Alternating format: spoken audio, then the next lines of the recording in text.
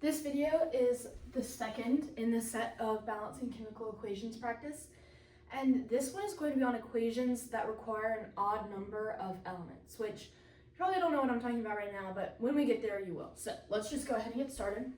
We're going to do this just like we did the basic one, so if you haven't watched that video, I'd go and watch that one first.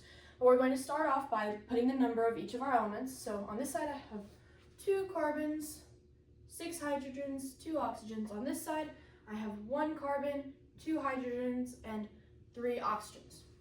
Okay, so I'm just going to do this the same way that we did the basic ones, or at least that's how we're going to start. So I have 2 on this side, I only have 1, so I'm going to multiply wherever my carbons are on the second side by 2. Goes to 2 CO2 plus H2O. Alright, now that changed my number of carbons and oxygens on this side, so I'm going to slash those off.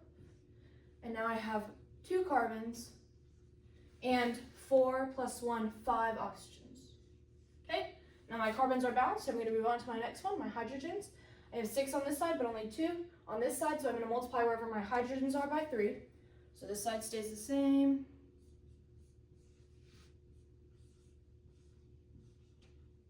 Two CO2 plus 3 H2O.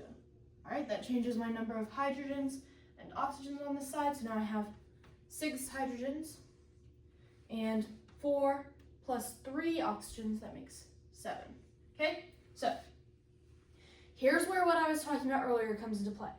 My carbons are balanced, I have 2 on each side. My hydrogens are balanced, I have 6 on each side. But my oxygens are not balanced, and as you can see here, this one doesn't have as many as this one, but this is an odd number. I can't multiply 2 by any whole number and get 7. So, what would I multiply 2 by to get me 7? Well, I would multiply it by 3.5, which is the same as, and this is going to be for our purposes, 7 over 2, right? Because this is 7 divided by 2 gives me 3.5. So I'm just going to write it as this fraction. And this will make sense when we do it. But I'm going to multiply this 2 by this 7 over 2 to get me 7. Okay? Now, why does this work? Because 7 over 2 times 2 over 1, these 2's would cancel out, and I would be left with 7 over 1, which is 7. Okay? So this, if we do this fraction, it's going to get us the number of oxygens that we want. Okay, so just hang with me while we figure this out. Now, I'm going to rewrite this C2H6. I'm going to put that weird fraction, 7 over 2, O2 goes to 2 CO2 plus 3 H2O. Now, if you were to do the math right now, this would be balanced. But one of our rules about balancing chemical equations is that you can't have 7/2 of an O2. That just doesn't work. So, how are we going to get rid of this denominator? If we have 7 divided by 2 and we multiply it by 2, that gets rid of our denominator. So our next step is going to be to multiply this by 2. But if we multiply this by 2, we have to multiply everything by 2. So that's what we're going to do right now. So I'm going to have 2 C2H6 plus just 7 O2 to 4 now, because we're doubling everything, 4 CO2 plus 6 H2O. Now, I just changed every single coefficient, so I'm going to go ahead and, where's my eraser? Here's my eraser. I'm going to go ahead and scratch all of these numbers, because all of them are going to change. I just changed all of my coefficients, okay? So now, since I just balanced my oxygens, I'm going to recalculate this and see how many I have of each. So I have 4 carbons on this side, and now I have 12 hydrogens, and now I have 7 times 2 is 14 oxygens. Okay, now I'm going to go over here. I have 4 times 1, I have 4 carbons. Now I have 12 hydrogens, and then I have 4 times 2 is 8, plus 6, that gives me 14 oxygens. So now I'm balanced. So the only tricky thing here was, whenever I needed this 2 to become a 7, I'm going to make that just 7 over 2. Whatever number you need to get it to, divided by the number that you have currently, okay? So now I have this 7 over 2, and I can't have a fraction, so I just multiplied everything by 2, okay? So this is my final problem. We're going to do one more example that's going to be just like this. Now, I didn't have any space over here, so we're just going to do all of our counting and stuff right there, okay? So I'm going to start off by counting. How many do I have of each thing?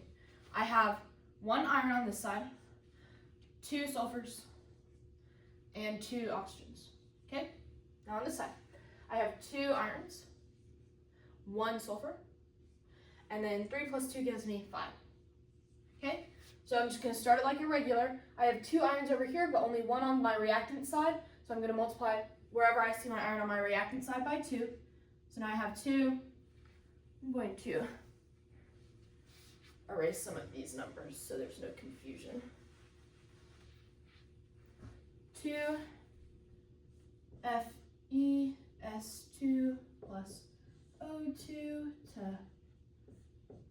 Fe2O3 plus SO2. Okay, so I just changed this coefficient, so that's going to change my irons and my sulfurs on this side. So now I have 2 irons and 4 sulfurs. Okay, now my irons are balanced. My sulfurs aren't. I have 4 over here, and I only have 1 over here. So I'm going to multiply wherever I see my sulfurs by 4. My bad. So 2 Fe. This side stays the same. Fe2, 3. But now I want to have 4 SO2. Okay. So that changes my sulfurs and my oxygens on this side. So now I'm going to have 4 sulfurs and 3 plus 8, that gives me 11 oxygens, okay? So now I have the same problem I had with the last problem. I need to have an odd number over here, which obviously that's not going to work in the long run, but I'm going to do my trick and put this number over this number. So I have 11 over 2 oxygens. So my 2 FeS2 plus 11 over 2 O2, 2 Fe2O3 plus 4 SO2.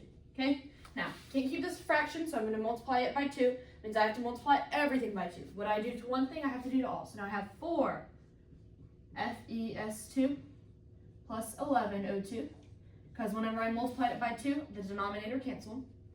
So now I have 2 Fe2O3 plus 8 SO2, okay?